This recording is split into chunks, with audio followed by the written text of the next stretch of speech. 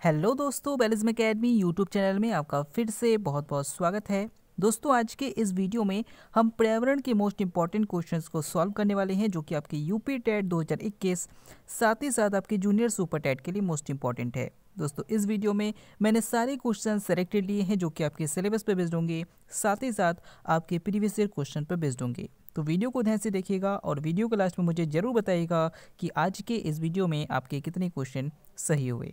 तो बिना देरी करते हुए चलिए शुरू करते हैं सबसे पहले क्वेश्चन से। सबसे पहला क्वेश्चन है, कोशिका में निम्न में से कौन सी पाचन थैली कहलाती है? ऑप्शन आपके सामने है, गाल्जी काय, option B mitochondria, option C ribosome या फिर ऑप्शन डी लाइसोसोम। इसका सही आंसर हो जाएगा ऑप्शन डी लाइसोसोम। दोस्तों, जो लाइसोसोम है इसको कोशिका की पाचन थैली कहा जाता है। अब क्यों कहा जाता है, चलिए समझ लेते हैं।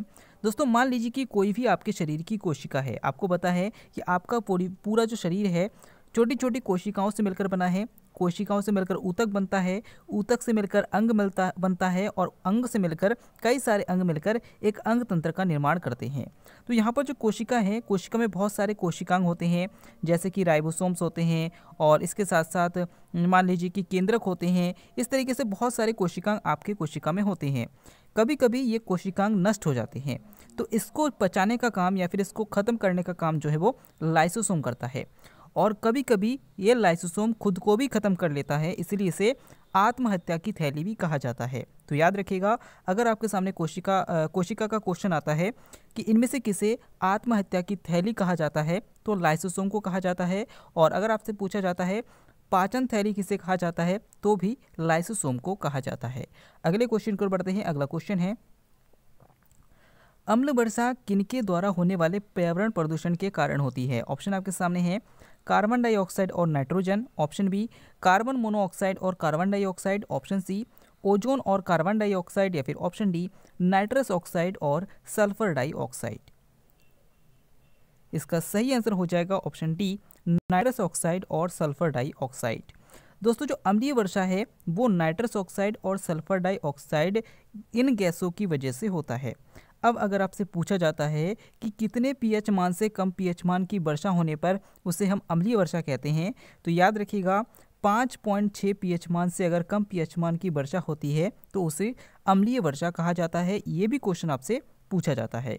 अगर आपसे पूछा जाता है कि अम्लीय वर्षा में प्रमुख रूप से कौन कौन सी गैसें जो है वो भाग लेती हैं, तो याद रखिएगा सल्फर डाइऑक्साइड, उससे थोड़ा कम लेती है नाइट्रोजन डाइऑक्साइड और उससे कम लेती है कार्बन डाइऑक्साइड।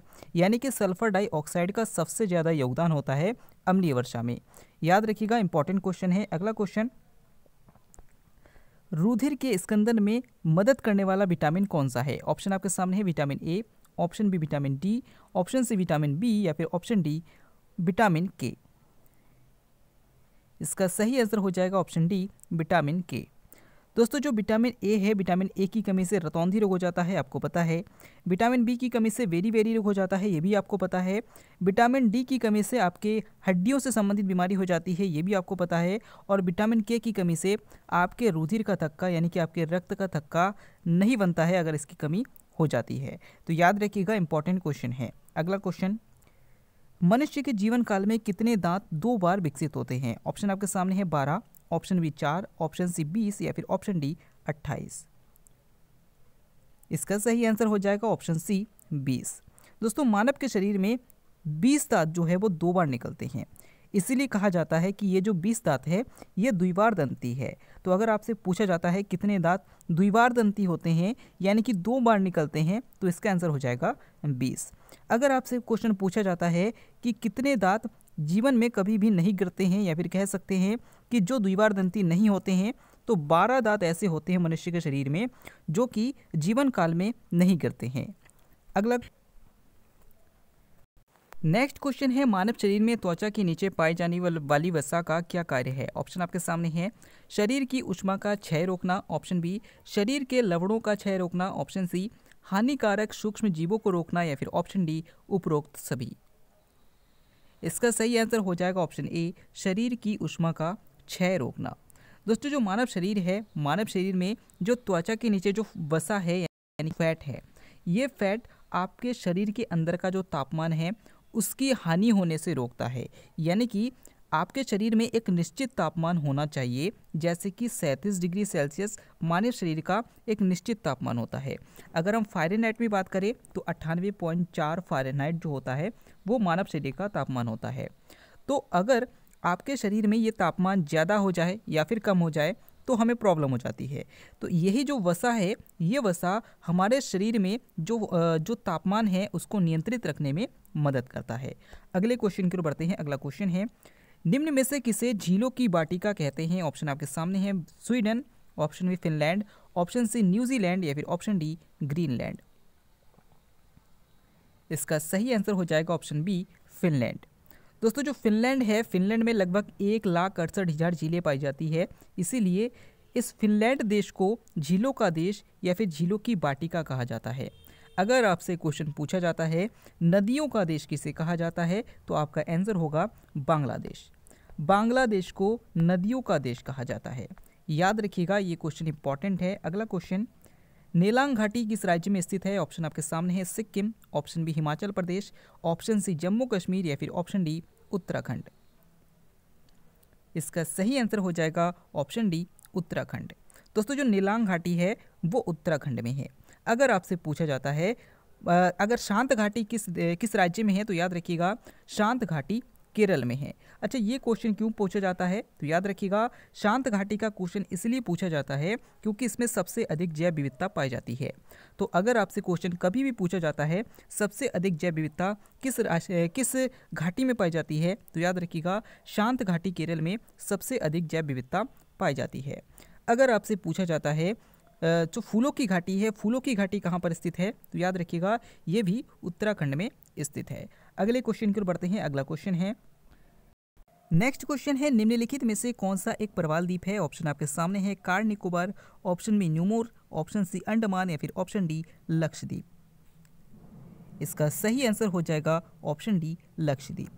दोस्तों जो परवाल द्वीप होते हैं ये किन्हें कहा जाता है, तो याद रखिएगा समुद्र में परवाल जो है एक सिलेंट्राटा नाम के एक जीव होते हैं। ये जीव आपस में इकट्ठा होकर एक भूखंड का निर्माण करते हैं, तो इसे ही कहा जाता है परवाल द्वीप। ठीक है ना? तो याद रखिएगा अगर आपसे क्वेश्चन पूछा जाता है विश्व की सबसे बड़ी परवाल भित्ति कौन सी है, तो याद रखिएगा ग्रेट बैरियर रीफ जो है विश्व की सबसे बड़ी परवाल भित्ति है और ये जो है प्रशांत महासागर में स्थित है। अगर आपसे पूछा जाता है भारत की सबसे बड़ी परवाल भित्ति कौन सी है, तो लक्षद्वीप है।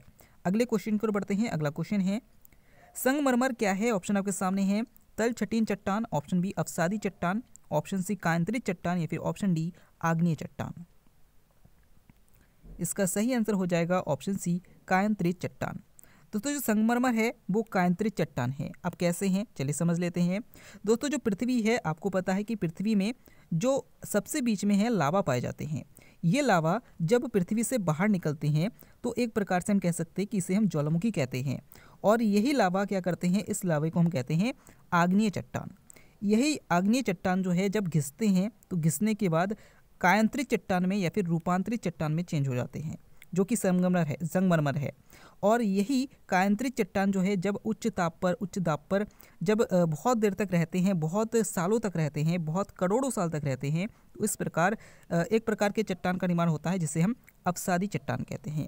तो यहाँ पर जो संगमरमर है वो एक कांतरित चट्टान है। अब कैसे है आप समझ गए होंगे। अगला क्वेश्चन, पश्चिमी भाग में हिमालय की श्रेणियों का दक्षिण से उत्तर की ओर निम्नांकित में से कौन सा क्रम सही है? ऑप्शन आपके सामने है, शिवालिक, लघु हिमालय, महान हिमालय। ऑप्शन बी महान हिमालय, लघु हिमालय, शिवालिक हिमालय। ऑप्शन सी लघु हिमालय, महान हिमालय, शिवालिक हिमालय या फिर ऑप्शन डी शिवालिक हिमालय, महान हिमालय और लघु हिमालय। यानी कि आपको यहाँ पर ये बताना है कि जो दक्षिण से उत्तर का जो क्रम है इसके अनुसार हिमालय का क्रम क्या है। इसका सही आंसर हो जाएगा ऑप्शन ए शिवालिक, लघु और महान हिमालय। कैसे चलिए समझ लेते हैं। दोस्तों जो हिमालय हैं, हिमालय में अगर हम बात करें तो सबसे ऊपर आपको मिलेगा ट्रांस हिमालय, उसके नीचे मिलेगा आपको क्या, उसके नीचे आपको मिलेगा महान हिमालय, उसके नीचे मिलेगा आपको मध्य हिमालय और सबसे नीचे आपको मिलेगा शिवालिक हिमालय। तो यहाँ पर दक्षिण से यानी कि नीचे से ऊपर का क्रम पूछा है, तो आपको पता है सबसे नीचे जो है वो शिवालिक हिमालय है, बिल्कुल सही है। उससे ऊपर जो है वो मध्य हिमालय यानी कि लघु हिमालय है, ये भी बिल्कुल सही है। और उससे ऊपर जो है वो है महान हिमालय, यानी कि यहाँ पर तीसरा वाला देख सकते हैं महान हिमालय, ये भी सही है।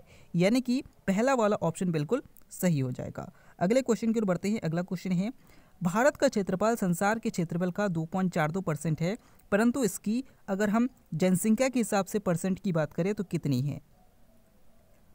इसका सही आंसर हो जाएगा ऑप्शन ए, संपूर्ण मानव जाति की जनसंख्या है। दोस्तों, भारत की जनसंख्या पूरे विश्व की जनसंख्या का 17.5% जनसंख्या है। अगर आपसे पूछा जाता है भारत का क्षेत्रफल पूरे विश्व के क्षेत्रफल का कितना परसेंट है, तो सिर्फ 2.42% है। तो याद रखिएगा, क्षेत्रफल की दृष्टि से भारत का 7वां स्थान है और जनसंख्या की दृष्टि से भारत का दूसरा स्थान है। अगला क्वेश्चन है, भारतीय मानक समय की देशांतर रेखा यानी कि जो सारे 82 डिग्री से होकर जाती है, भारत के किस नगर से होकर गुजरती है? ऑप्शन आपके सामने है Delhi, option B Nagpur, option C Patna या फिर ऑप्शन डी इलाहाबाद। इसका सही आंसर हो जाएगा ऑप्शन डी इलाहाबाद।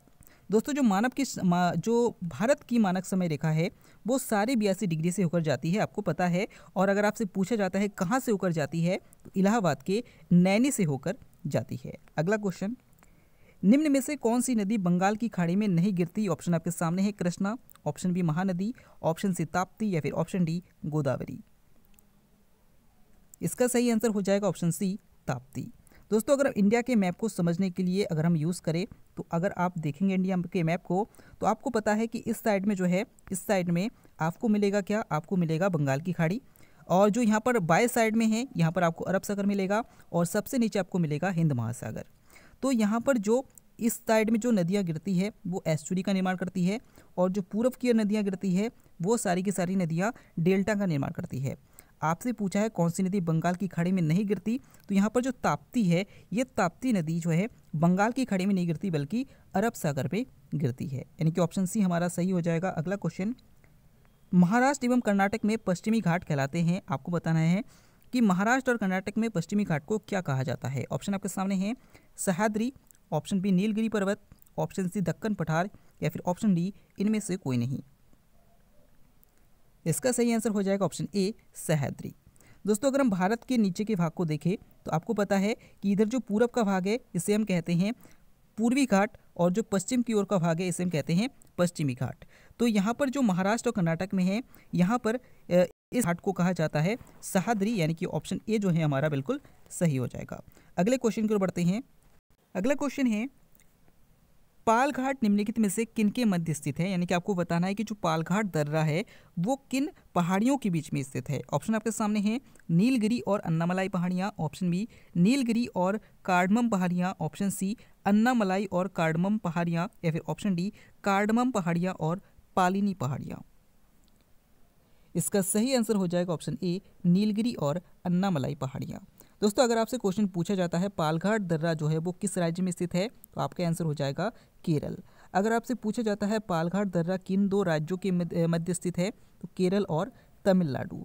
और अगर आपसे पूछा जाता है पालघाट दर्रा जो है किन पहाड़ियों के मध्य स्थित है, तो नीलगिरी और अन्नामलाई, जो कि आपका पहला वाला ऑप्शन है वो बिल्कुल सही हो जाएगा। अगला क्वेश्चन, पारे से प्रदूषित मछली खाने से होने वाली बीमारी कौन सी है? ऑप्शन आपके सामने है मिनीमाता रोग, ऑप्शन बी ब्राइट रोग, ऑप्शन सी हाशीमाटो रोग या फिर ऑप्शन डी इनमें से कोई नहीं। इसका सही आंसर हो जाएगा माता रोग। दोस्तों, पारे की वजह से मिनी माता रोग हो जाता है, कैडमियम की वजह से इटाई या फिर आउच रोग हो जाता है, कॉपर की वजह से विल्सन रोग हो जाता है, और गंदे पानी से बाइल रोग हो जाता है। तो ये क्वेश्चन भी बहुत पूछते हैं, याद रखिएगा। अगला क्वेश्चन, शीतकाल में कहाँ साइबेरियन सारस दिखाई देती हैं? ऑप्शन आपके सामने है पेंच राष्ट्रीय उद्यान, ऑप्शन बी दाचिगम राष्ट्रीय उद्यान या फिर ऑप्शन सी बोरीवली राष्ट्रीय उद्यान या फिर ऑप्शन डी घाना पक्षी विहार। इसका सही आंसर हो जाएगा ऑप्शन डी घाना पक्षी विहार।